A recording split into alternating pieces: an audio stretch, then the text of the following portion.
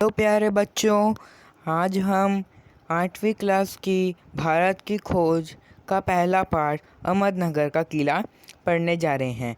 इससे पहले मैं आपको ये बात बता दूं कि ये पुस्तक को जवाहरलाल नेहरू जी ने अपने शब्दों में लिखा है और इसमें उनकी 9वीं जेल यात्रा की बात की गई है। तो चलिए इस पाठ में देखते हैं और क्या क्या चीज़ हैं, और ताकि आपको ये भी समझ आ जाए कि आप इस पाठ में से क्या क्या प्रश्न बना सकते हैं। तो चलिए स्टार्ट करते हैं। यह मेरी 9वीं जेल यात्रा थी। हमें यहाँ आए 20 महीने से भी अधिक समय हो चुका था।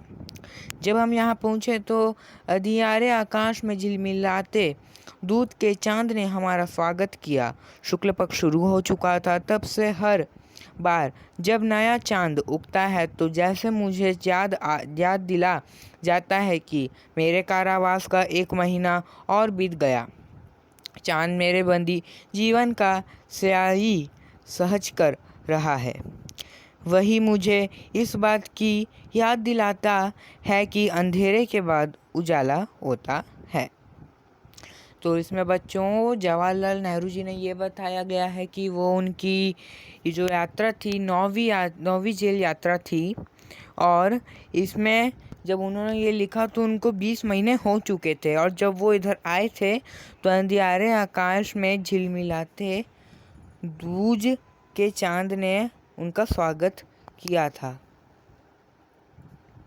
और वो ये भी बताते हैं कि उनको उसमें से ये भी समझ आया कि अंधेरे के बाद उजाला भी होता है। तो चलिए अब अगला पढ़ते हैं अतीत का भार।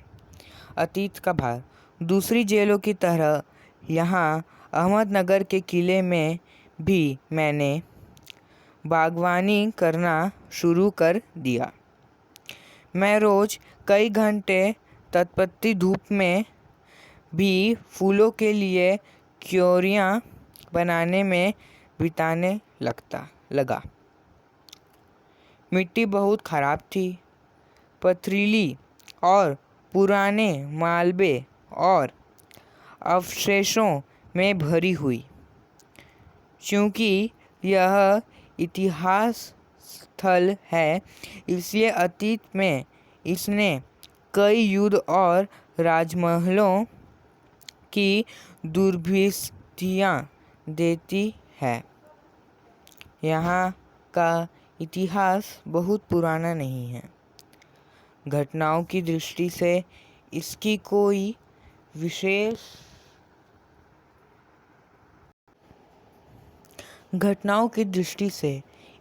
विशेष अहमियत भी नहीं है, पर इससे जुड़ी एक घटना आज भी याद की जाती है।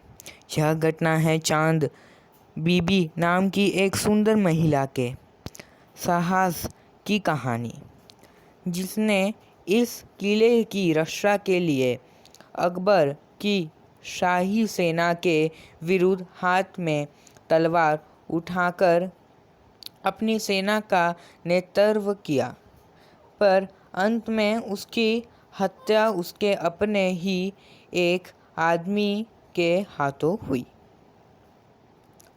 खुदाई के दौरान हमें जमीन की सतह के बहुत नीचे दबे हुए प्राचीन दीवारों के हिस्से और कुछ गुंबदों और इमारतों के ऊपरी हिस्से मिले।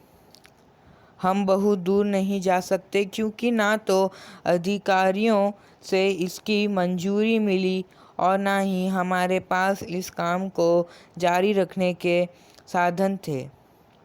अब मैंने कुदाल छोड़कर हाथ में कलम उठा ली है, पर मैं जब तक आज़ाद नहीं हो जाता और कर्म के माध्यम से वर्तमान को अपने अनुभव का हिस्सा नहीं बना लेता, मैं उसके बारे में नहीं लिख सकता। न ही पेनगरम की भूमिका अख्तियार कर में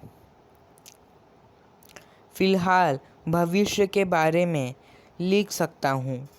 बचा रहता है अतीत।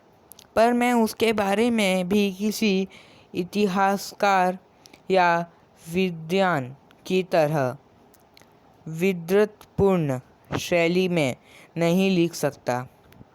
मैं पहले ही की तरह अपने आज के विचारों और कार्यकलापों के साथ संबंध स्थापित करके ही उसके बारे में कुछ लिख सकता हूँ।